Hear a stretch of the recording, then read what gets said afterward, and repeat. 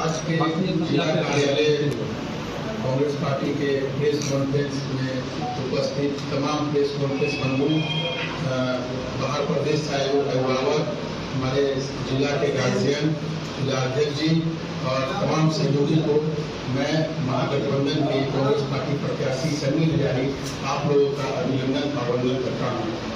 आज press conference बुलाया गया है, हम लोग का कार्यक्रम होने वाला है खड़गे जी का, राष्ट्रीय अध्यक्ष जी का। इसके विषय में जानकारी देना था कि यहाँ समस्तीपुर कॉलेज में समस्तीपुर वहाँ पे प्रेस कॉन्फ्रेंस सभी लोग को जानकारी देना चाहते हैं कि राष्ट्रीय अध्यक्ष जी का कार्यक्रम हो रहा है और सभी लोगों का समस्तीपुर संसदीय क्षेत्र में मतदाता मालिकों का मुझे अपार प्यार और रश्मि मिल रहा है। मैं आप लोग के माध्यम से भी बताना चाहूँगा और सभी मतदाता मालिक को मैं बहुत आभार और धन्यवाद करता हूँ कि आप अपने समस्तीपुर का स्थानीय क्षेत्रीय को इतना स्नेह और प्यार दे रहे हैं सभी मोहल्ले और कस्बे में।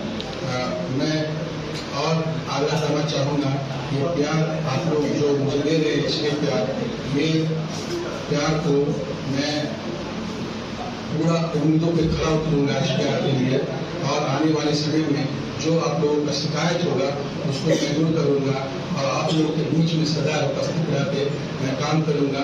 अभी अपने तमाम महागठबंधन पदाधिकारी लोग के साथ में आप लोगों का जो भी होगा विकास का मुद्दा मैं उसमें सदा उपस्थित रह के काम करूँगा। मैं अपने महागठबंधन पदाधिकारी का, प्रदेश नेतृत्व का, शीर्ष नेतृत्व का आभार प्रकट करता हूँ जिन्होंने मुझको भरोसा करके अपना उम्मीदवार यहाँ पे समस्तीपुर संसदीय क्षेत्र से बनाया है।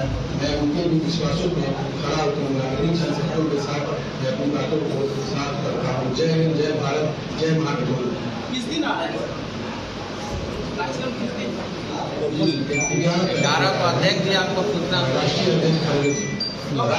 राष्ट्रीय अध्यक्ष का कार्यक्रम 11 तारीख को शायद 12:30 बजे में, समय थोड़ा आगे पीछे होगा और हम लोग प्रयास कर रहे हैं जो हाउसिंग बोर्ड ग्राउंड है उसी में उनका कार्यक्रम कराएंगे। राष्ट्रीय अध्यक्ष जी के अलावा मोदी ने कहा था ना 100 स्मार्ट सिटी बनाएंगे, उनकी गारंटी थी। ने कहा है वो स्मार्ट सिटी?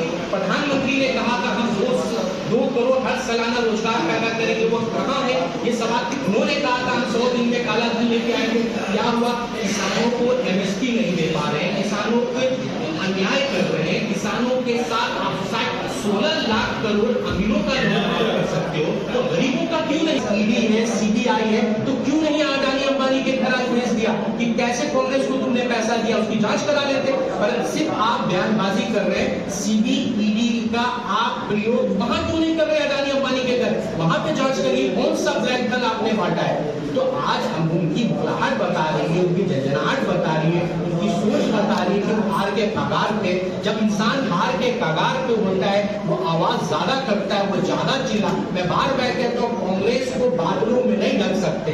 कांग्रेस वो सूरज है जो बादलों को चीर के निकले, हम वो सच्चाई है जो हम आईने की तरह दिखा रहे हैं। क्योंकि हमारी एक क्रांतिकारी इतिहास है, हमने अंग्रेजों से लड़ाई लड़ी, हमने इस देश के लिए कुर्बानियां दी, हमारे पूर्वजों ने जेल के सराफों में अपनी जानें तोड़ी है। तो हमें मालूम है इस देश की कीमत क्या है। हमने आईएम लाया, हमने एम्स लाया। अगर नासिर हुसैन कांग्रेस का प्रवक्ता यहाँ बोले ये बहुत मायने नहीं रखता।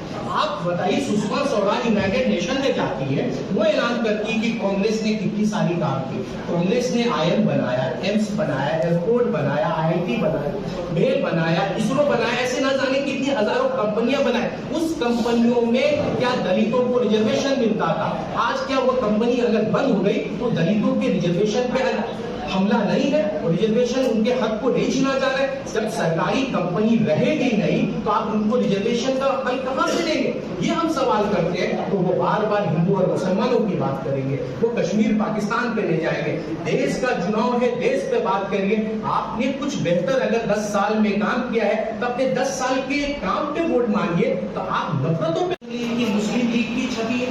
मैं पूछना चाहता हूँ आपके तमाम प्रेस साथियों से, अभी हमारे बीसीसी प्रेसिडेंट नवीन साहब बैठे हैं, हमारे संगी हजारी जी बैठे हैं, उम्मीदवार किया हमारे प्रेस कॉन्फ्रेंस के बाद वो आपको मैनिफेस्टो देंगे, उसमें आप देख के बताइए कहाँ मुस्लिम लीग की बात है, कहाँ माइनॉरिटीज की हम तरक्की की बात करते हैं, उसमें कहाँ मुस्लिमों को रिजर्वेशन देने की बात करते हैं। ये आज आप देख लीजिए तमाम कंपनियां पाकिस्तान की, आप रिजर्वेशन देंगे कहां से लोगों को? आज पंडित नेहरू से लेकर डॉक्टर मनमोहन सिंह तक तमाम 1000 कंपनियां बनी, आज वह हजारों कंपनियों के ताला लगने के कगार पे है। एक सरकारी कंपनी बनने का नाम नहीं ले रही। आपके प्रेस साथियों, आपको सवाल उठाना होगा, क्यों आज इस कंपनियों को बंद किया जा रहा है? क्यों दलितों को रिजर्वेशन से वंचित रखा जा रहा है? क्यों महिलाओं को वंचित रखा जा रहा है? क्यों ओबीसी को वंचित? इनकी रोहिणी कमेटी ही बताती है कि 27% जो रिजर्वेशन है वो ओबीसी को नहीं मिल रहा है, जो भारतीय जनता पार्टी सिर्फ 5% लोगों को मिल रहा है। तो आपको सवाल उठाना पड़ेगा कि आखिर ये रिजर्वेशन कहाँ उनको क्यों नहीं मिल रहा है? आज ओबीसी लोग बिछड़ते चले जा रहे हैं, माइनॉरिटी के लोग बिछड़ते चले जा रहे हैं, दलित बिछड़ते चले जा रहे हैं। महिलाओं को हम कहते हैं 1 लाख रुपया हर सालाना देंगे, 30 लाख रोजगार नौजवानों को देंगे। तो आप देखिए, हम ये बात करते तो ये बात करेंगे मुस्लिम लीग की, ये बात करेंगे पाकिस्तान की।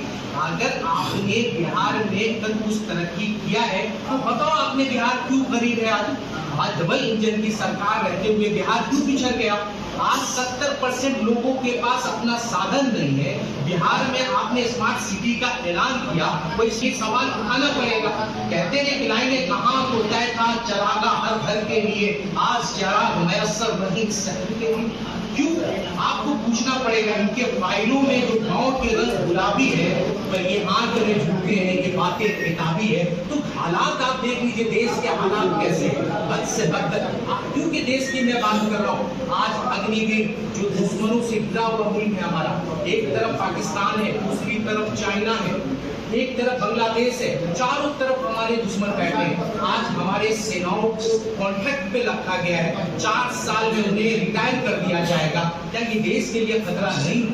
हम हमारी सरकार आई, अग्निवीर योजना को हम कैंसिल करेंगे। हम प्रेस के माध्यम से भी बता रहे हैं, हम अपने सभाओं में भी बता रहे हैं। इसलिए हम कहते हैं कि हमें आना पड़ेगा, क्योंकि इन्हें लोकतंत्र पे भरोसा नहीं है, इन्हें संविधान पे भरोसा नहीं है। हमें लोकतंत्र और संविधान बचाने की लड़ाई लड़ रहे हैं, महिलाओं के हक की लड़ाई लड़ रहे हैं, उनको नौजवानों को न्याय के लिए लड़ाई लड़ रहे हैं।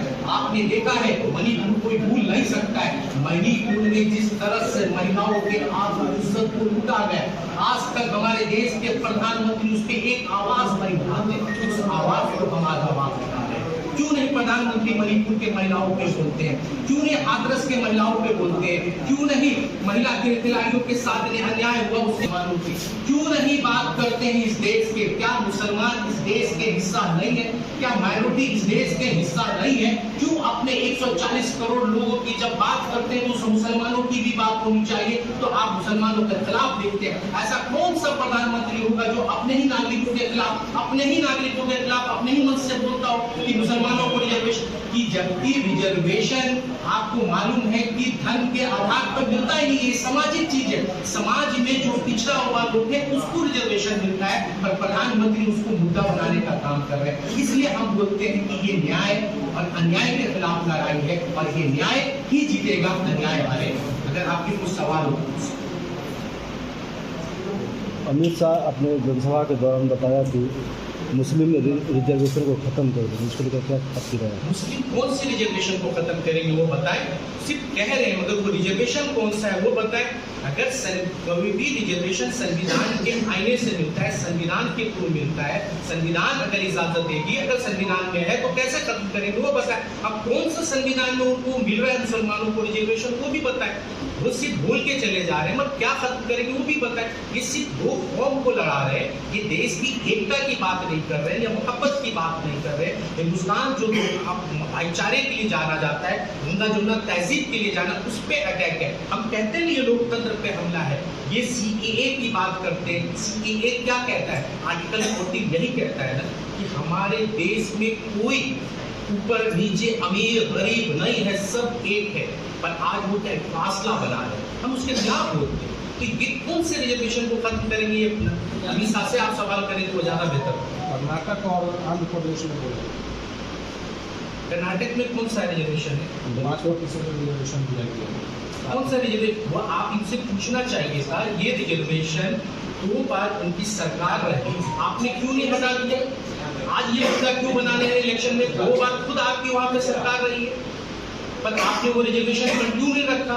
आप मुद्दे को भटका रहे हैं। मैं बार बार कहता हूँ बिहार के इलेक्शन में सोनिया गांधी जी हैं, चाहे हमारे दूसरे प्रत्याशी लोग हैं, हम बिहार की उन्नति की बात करें। बिहार क्यों पिछड़ गया ये मुद्दा है। बिहार में इंडस्ट्रीज क्यों नहीं आ रहे, बिहार के लोग क्यों पलायन कर रहे हैं, बिहार के लोग बाहर क्यों जा रहे हैं, बिहार के लोगों को यहाँ रोजगार क्यों नहीं मिल रहा, ये सवाल होना चाहिए। तो वो मुद्दों से भटका रहे हैं दोस्तों। इसलिए बोलते हैं ये सवाल उनसे पूछिए जब भी आपके भाजपा के प्रत्याशी मिले, भाजपा के वक्ता मिले, नेता मिले, कि बिहार में कितनी इंडस्ट्रीज आए, कितनी फैक्ट्री आए, कितने नौजवानों को रोजगार मिला। आप उनसे पूछिए क्यों आज यहाँ पलायन है, ट्रेन से पकड़ के दूसरे राज्यों में लोग जा रहे हैं, क्यों?